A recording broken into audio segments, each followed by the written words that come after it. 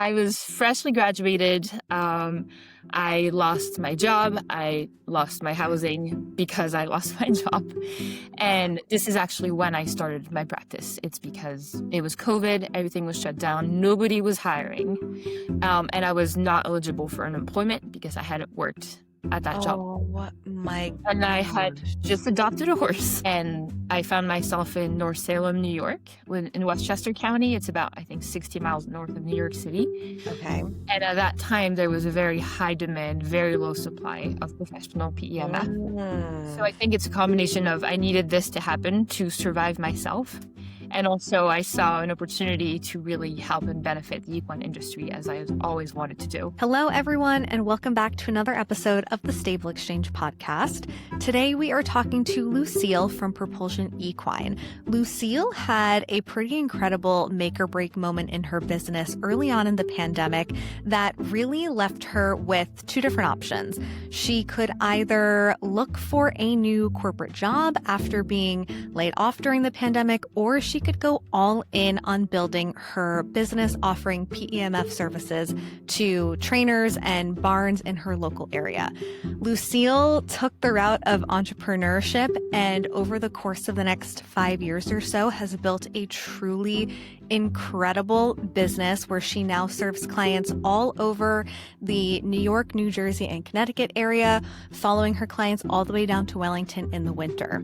We have worked with so many body workers and other practitioners and professionals in the equestrian industry on the service-based side. So I'm very excited for anyone who has been looking to build a service-based business in the horse industry, especially if you are a body worker or someone offering similar mobile services. I think Lucile's story of how she so smartly built these route optimizations into her business, hired a team to help her do what she does 365 days a year in multiple locations, and just her overall grit and determination, ambition, and motivation to just go all in on a dream when she really had no other choice, and it has been a huge success today.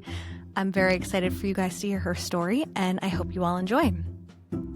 So, Lucile, you started working in the horse industry as a working student about 16 years ago now. And I think so many of us in the industry got our start either at a barn where we took lessons or as a working student. So I'm curious how those initial years as a working student has given you the inspiration or impacted the business that you ended up starting today. Definitely. My working student position started when I was 12 years old, and it was a big influence on my career. I actually wasn't really introduced to the horse industry until I picked up that position working at a riding school in Southern California in San Diego County. And that position included everything, from turning out, feeding, tacking up for lessons, taking care of horses in many ways. And at that point on, I knew in my heart that I wanted to dedicate my career to benefiting horses, Wow. to helping them in some way.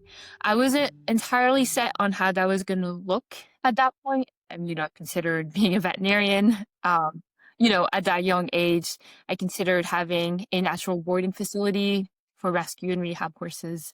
Yep. So it definitely shaped my desire to have a career dedicated to helping horses from that young age. Yeah, it's funny you mention that because I think, so many fellow equestrian business owners I talk to that are now maybe doing something a little bit different than they were when they first entered the industry.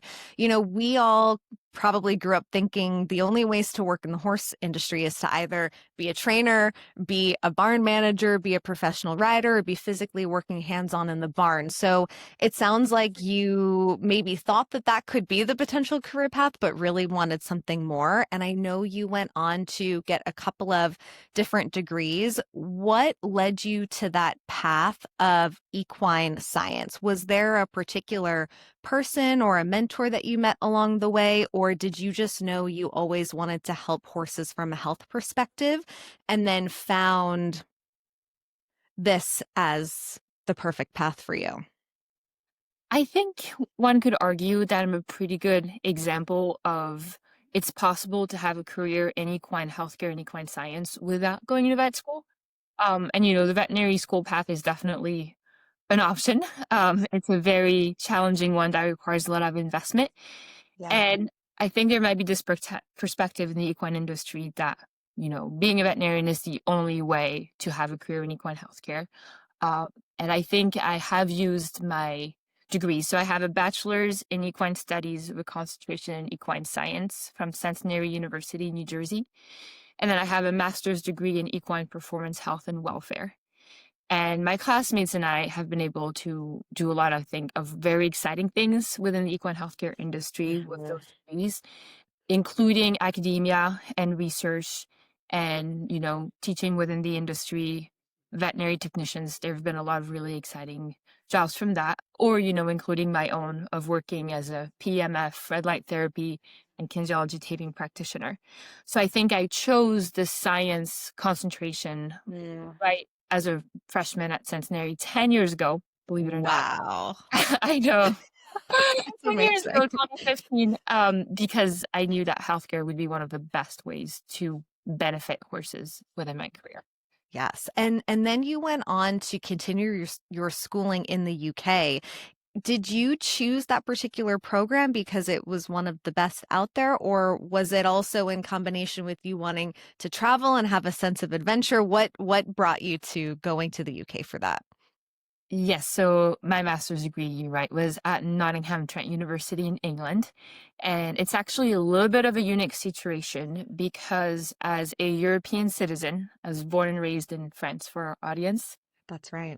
As a European citizen, living in England before Brexit, I actually had very, very cheap tuition for my master's because England was still in the European Union.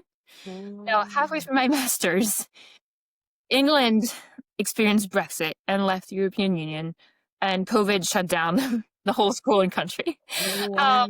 was a great plan that I did just in time because it is no longer possible for a European citizen to get in-country tuition, essentially.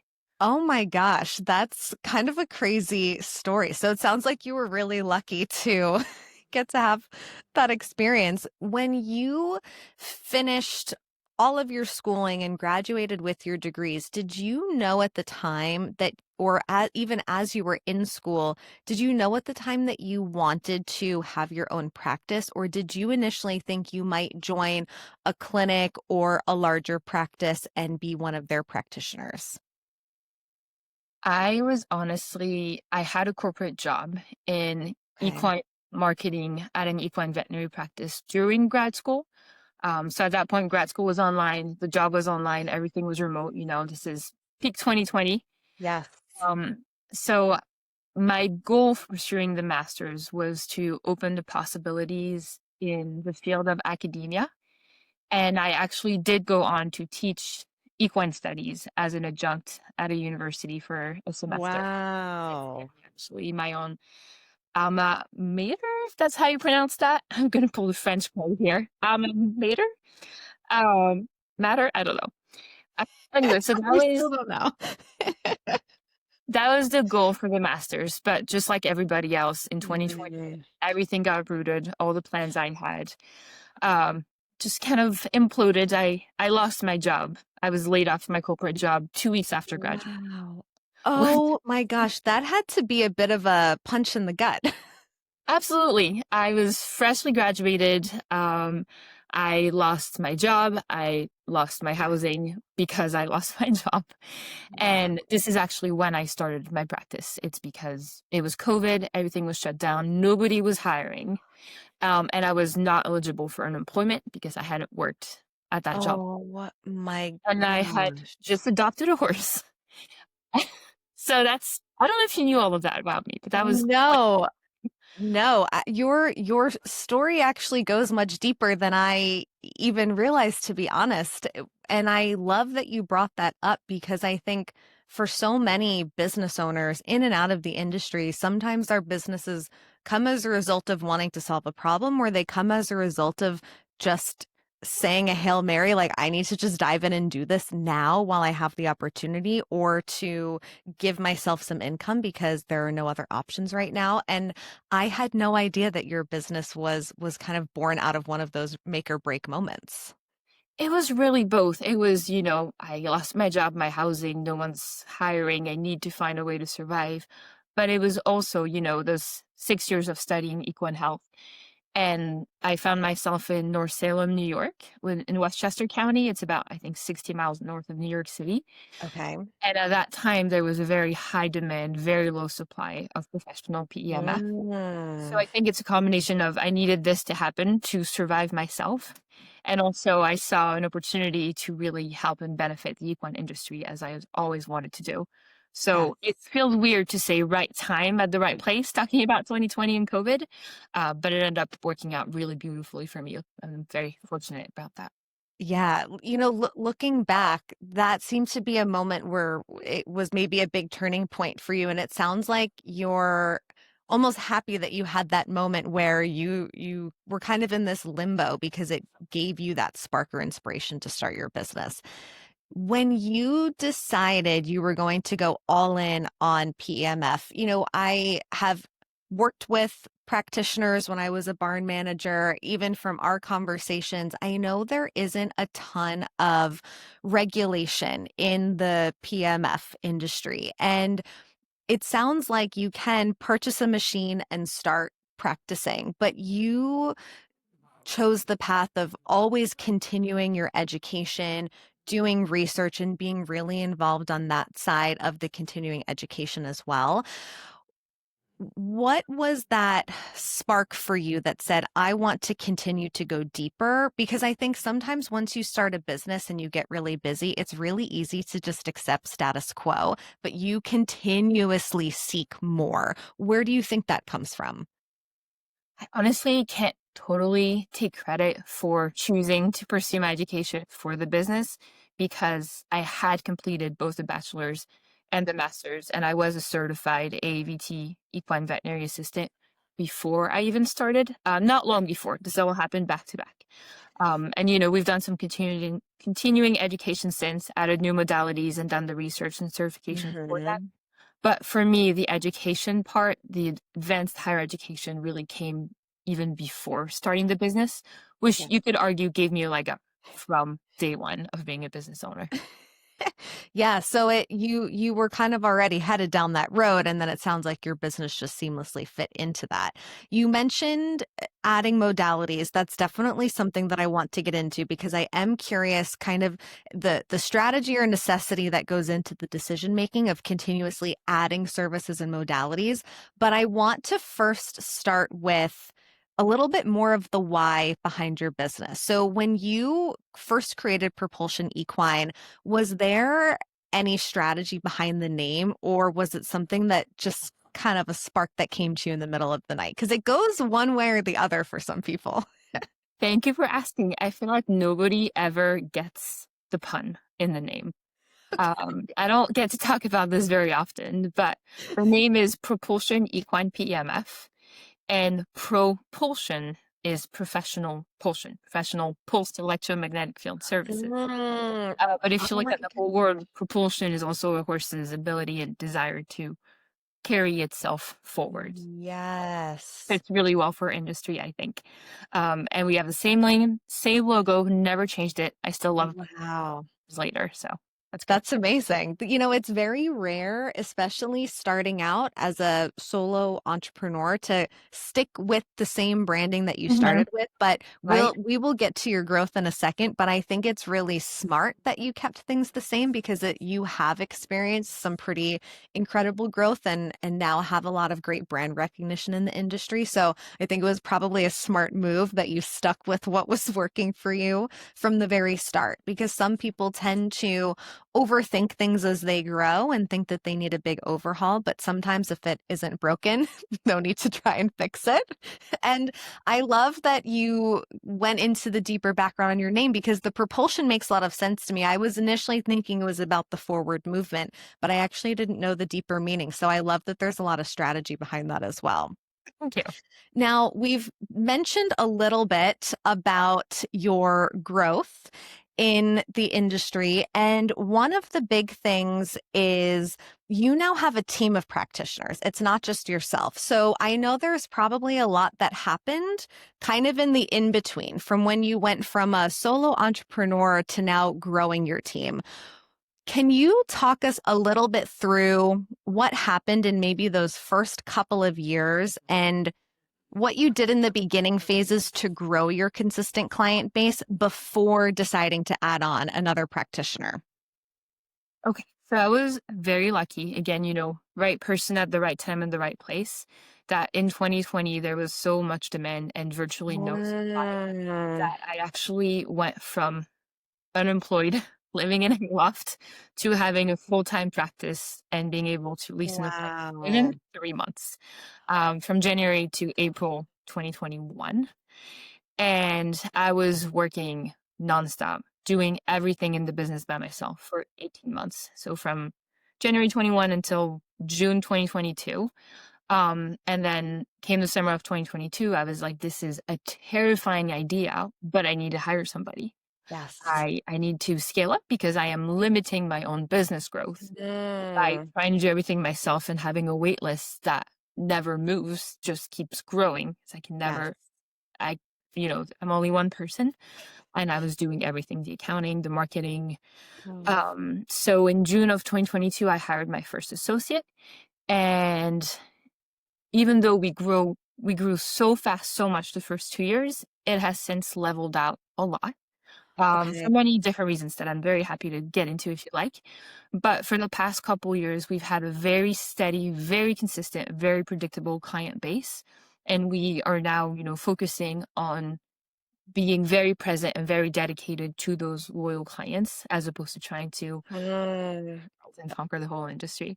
So yes. we also now have an office manager who takes care of our bookkeeping, accounts, some legal tax stuff. And that really frees me up to work with the clients and also run my other small equine business. Yes, I want to get into your other small equine business because that I love that it is also partially interconnected to what you do with your clients. I think you were really smart in making the decision to outsource the admin so that you could stay front facing with clients because it can be really hard to decide. You know, a lot of us know that we need help. We just don't know what we should delegate in the very beginning. And it sometimes takes a little bit of trial and error and practice. So, was your first hire a fellow practitioner or someone who was going to take over the admin and be an office manager? My first hire was a PMF practitioner, Okay. and we both still do a lot of scheduling, a lot of emailing session reports, a lot of scheduling, sending invoices. Um, and then just, I think, 5 months later in October, so 3 years ago, I hired the office person, Beth, who's Oh, still with us 3 years later, and I love that. So it was all within the same year. 2020 was the yeah. realization that I need help. I need to scale my business if I want to keep growing and helping the equine industry as much as I want to. Yeah. It's pretty incredible that that growth happened so fast and you acted so quickly to solve that problem. And it sounds like it's been working really well considering you still have some of the same team Onward. members that you started out with. So that's pretty phenomenal.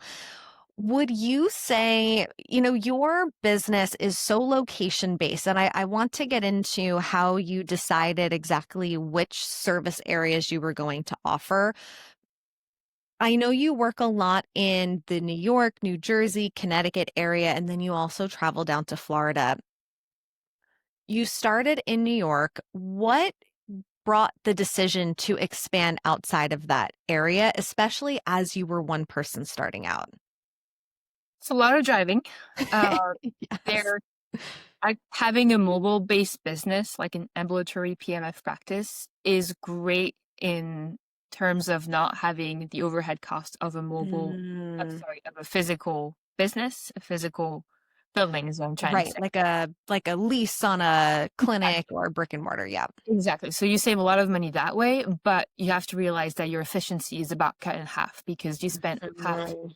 day driving. Some of my Yes. clients are 2-3 hour commute into Brooklyn, up into Saugerties, into Connecticut, New Jersey. And then, Florida is a whole mile-to-mile commute. So, Yes. yeah, it's a lot of traveling, especially in the winter. These next 5 months, I'm about to be on Mhm. one big cycle of New York, Connecticut, New Jersey, Wellington, Ocala, and I just loop around 5 times from December to April. So Wow.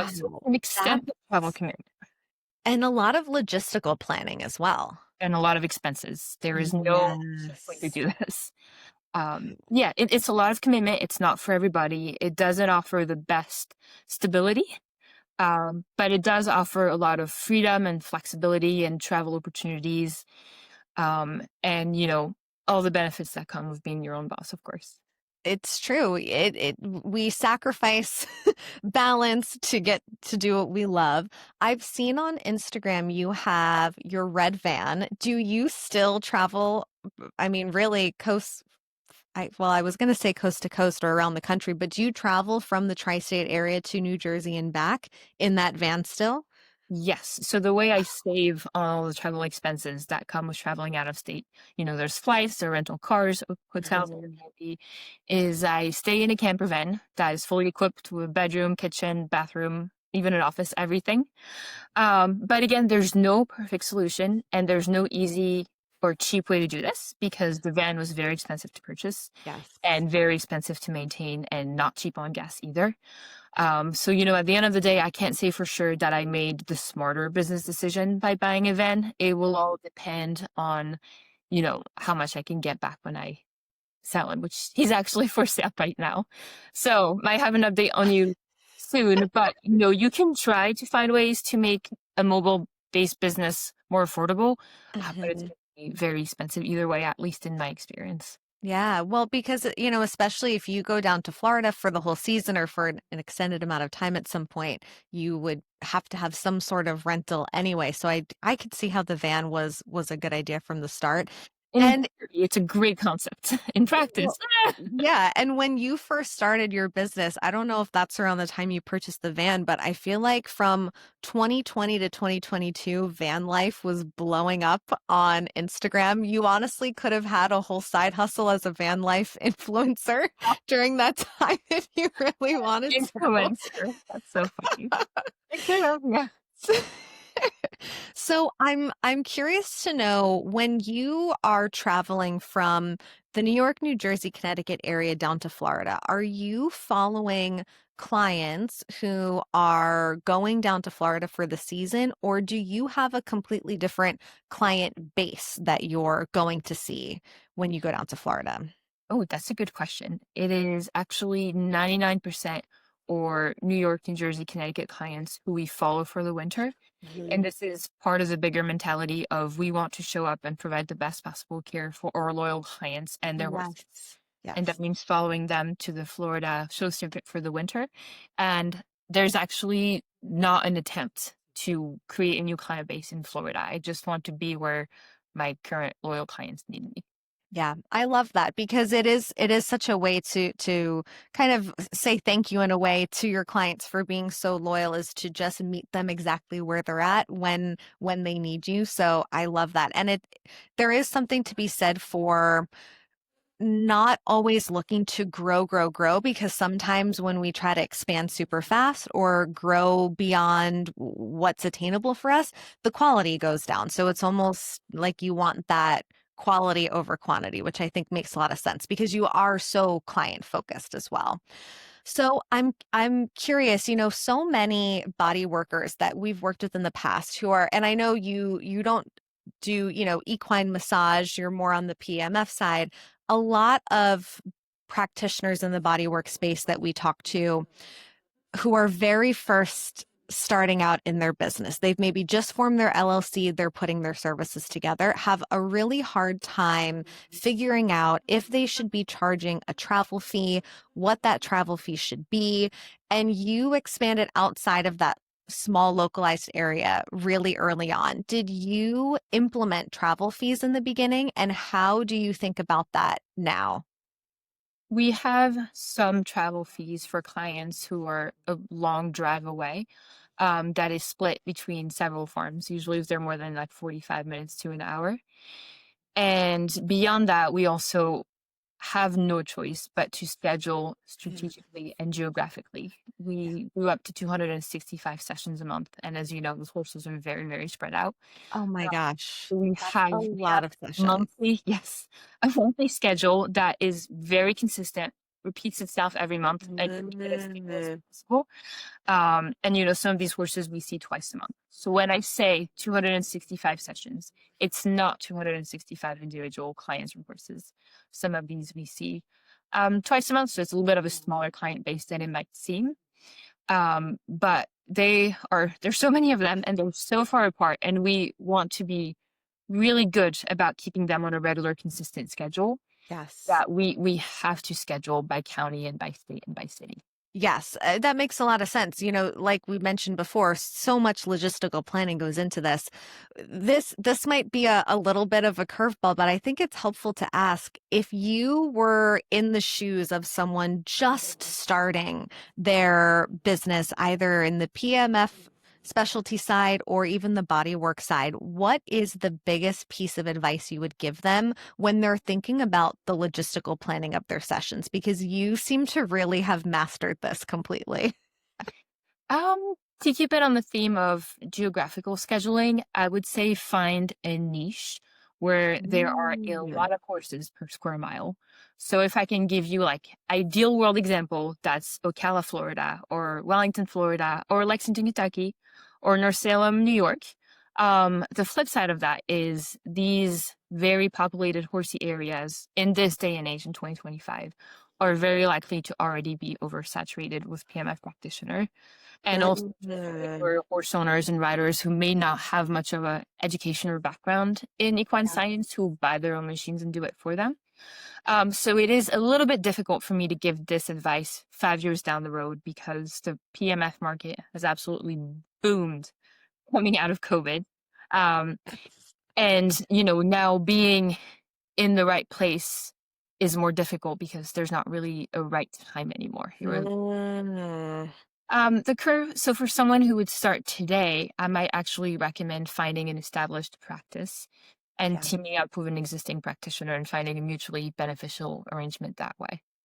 Yeah, that's smart. It makes a lot of sense. It's funny. We found that even in Farm and Fur as well, we were kind of at the right place at the right time, a little bit similar to you in the sense that we also started in 2020. And at that time, so many people unfortunately were laid off from their jobs, but also had this horse business idea on the back burner that they finally had the time to start, or they had a little bit of stimulus money coming in and finally were able to make the investment in a rebrand for their side hustle.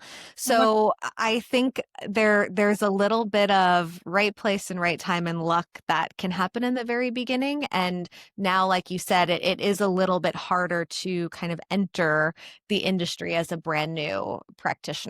We've talked a lot about your growth location wise. I want to talk a little bit more about how that happened from a marketing perspective.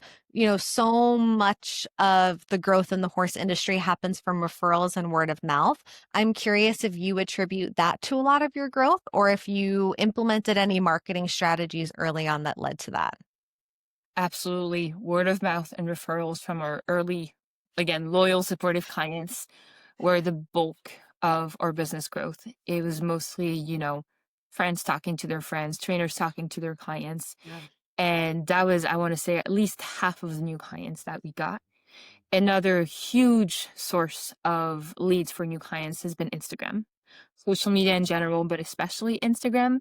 And I used to spend a lot of time and a lot of effort into our social media marketing. Not so much anymore now that, we have this very consistent, loyal client base.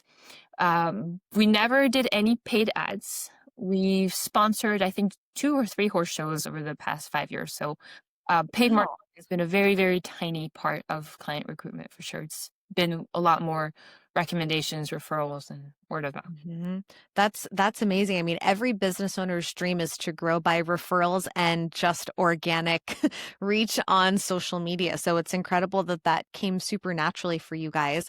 When you first created your Instagram and kind of put those first couple posts up, do you remember at the time what you were specifically posting. I know this is a very specific question, but what I'm hoping to get to is, were you posting a lot of client transformations, value-based content? Because I know a lot of people first starting their business sometimes struggle with identifying what they should focus on in their marketing from the very beginning. I definitely struggled. I definitely posted some things that were very irrelevant, I'm sure. Honestly, the fact that this is a whole 5 years ago and that I've had the Instagram account from day one, I'm sure I would cringe very hard if I looked back at my first post. We all would. But from what I remember, it was definitely testimonial heavy. I was really trying to leverage these Mhm. first happy clients that brought me a lot of referrals. It was Mhm. a lot of interpreting and summarizing published PMF research studies, which ties into my other business. I know we're going to talk about Yes, yes. Okay, but love it was that. a lot of trying to educate the equine community by being the translator between the fancy research Yes. and then, everyday barn talk. Oh, that's so you really put it in layman's terms for your clients and your audience, which I think is so important. I Yeah. love that. That's very, very cool. And starting off strong at the beginning with that value-based content also works really well to establish you as an authority and an expert. So I think that combined with the testimonials makes a lot of sense. So I want to get into your other business. You do a lot of freelance journalism still in the equine healthcare space. Talk to us a little bit about that, how you got started. Was it as a result of wanting to just continue going deeper with research based off of your schooling? And is it something that you see as directly tied and related to what you do with your propulsion clients? Yes, to that last part, 100%. I write articles about all aspects of equine healthcare, nutrition, sports medicine, internal medicine, lameness, rehab. And I love when I'm working with a propulsion equine client, Mm. issue about their horses being discussed, and I can say, hey, I wrote an article about this that I think could give you some insight. Let me email you the link with your horse's session report. I love when I can do that. Yes. There's also a lot of veterinarians that I collaborate with in the real world for Propulsion Equine when we work on cases together that have areas of expertise that I can then interview Mm. them on that topic to write an article. So I feel like my two businesses are really interconnected Yeah. and work well with each other. And to answer the first part of the question of, what motivated me to start this and how did it happen, I actually published my first article in December of 2018. I think that's seven It's a years ago. long time ago. Yes. Yeah, so I actually started my freelance equine healthcare journalism career before graduating from anything, and before starting my PMF practice. And it used to be tiny. It used to be a couple articles a year. It's still relatively small compared to propulsion equine. I think the most I've done is 54 articles in a year, which keeps me busy for That's sure. still a lot of articles. An I article. don't know what the normal average would be, but that sounds like a lot to me to do on top of seeing 200 and something clients a month through Well, half of that, propulsion. about 130, if my math is correct. I do have, luckily, that full-time associate, but there is no doubt in my mind that I could not do this by myself at this point. There is no way, Yes. for sure. My team is the reason this is all possible.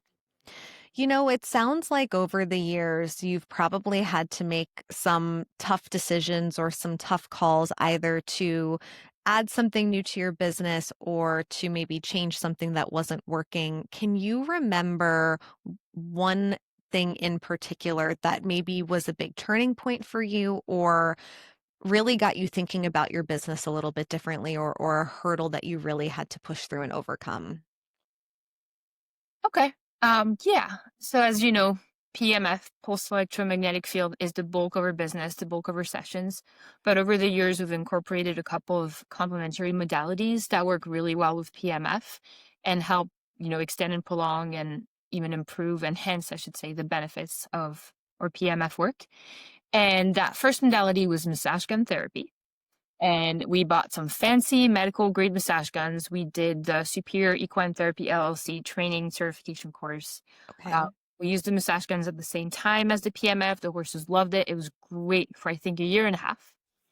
And then what most people don't realize is the massaging head of the massage gun provides percussions, which feel good and are beneficial to the tissue. However, the handle just vibrates. And it turns out that if you handle a vibrating tool all day, every day for a significant amount of time, you're going to get carpal tunnel syndrome. And in my case, I got radial Wow. nerve damage from the massage gun. And pretty much my doctor said, that's it, you're not doing this anymore overnight. And luckily, massage gun, we don't charge for it. It was, incorporated into the session. It wasn't the bulk of the session, but it was still an extra that clients expected, that horses enjoyed, and that we really liked the results of. Mhm. And at that point, I attended a conference, the Association of PMF Professionals, AOPP. And there's a very famous equine chiropractor, Dr. Wendy Corin, who Okay. of her business is Equiline LLC. And she did a presentation on the benefits of incorporating red light therapy into PMF sessions. Mm. And I had, learn a little bit about red light therapy in grad school as well. And I did some more research on it, read the studies, and then ordered some red light equipment. And we have replaced massage guns with red light, which Wow. has absolutely no side effects to the handlers at all. Actually really love red light and PMF together.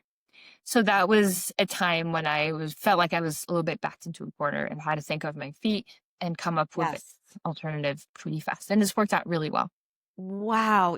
Red light therapy is something I see often. So it seems like it was a really smart decision to add that. And that must have been quite a shock to realize the physical repercussions that the massage gun would have on you, because I imagine so much of the research that you do into the modalities that you add, you're thinking about how they will impact your horse or your clients, not necessarily thinking about the impact that they will have on you. So that's interesting.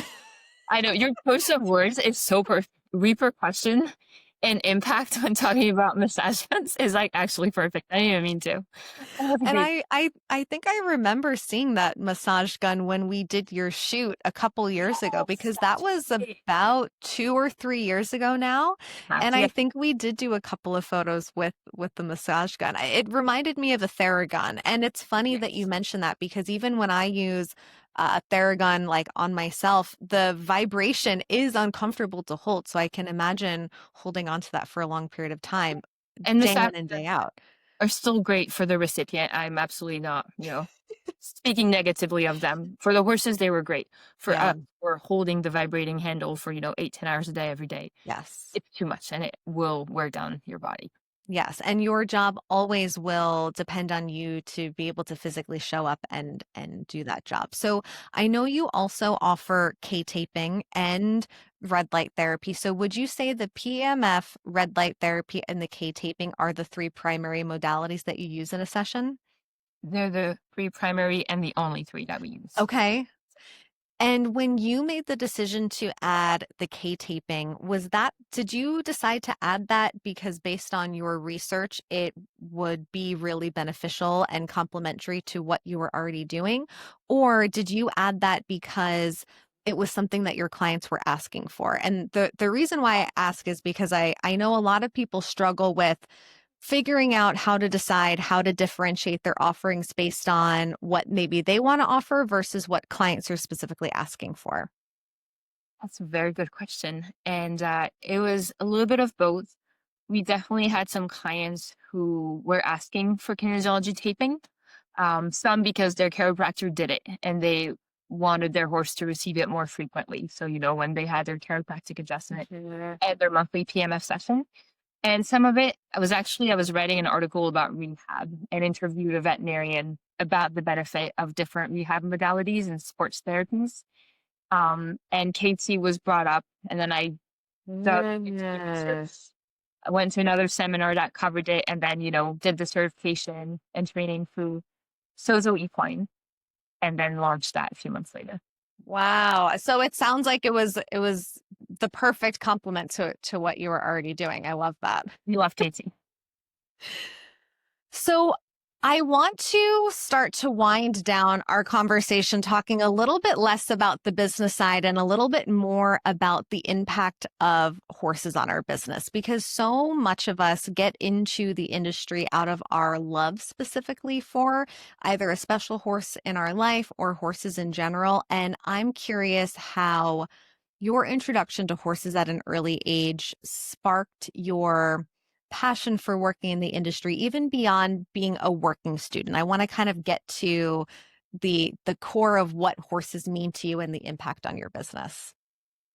That's a really sweet question. Um, my entire journey, whether it's the education or the career or the business, was definitely came from a deeply rooted love of horses. And, my own horse in particular, of course, Claire. I adopted my first horse when I was 21. And she was retired. She had a terminal condition, and I knew that I was, her soft landing. Wow. And at that point, I had loved that horse for 7 years. So it was a very easy decision to bring her home and Yes. keep her comfortable for as long as I could with PMF and KT. She passed away 3 years ago, and I think she was it. She was my horse of a life. Yeah. So I keep her memory alive with my work and my business, and she definitely was and still is an inspiration and a driving force behind Propulsion Equine.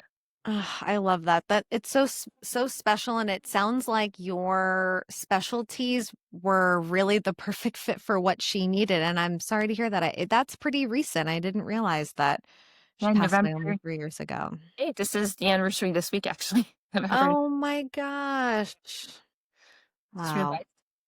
Well, it sounds like she was very, very lucky to have you.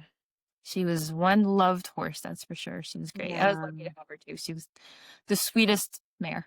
Yeah, I know sometimes mares can get a bad rap, but I've always found them to be super sweet.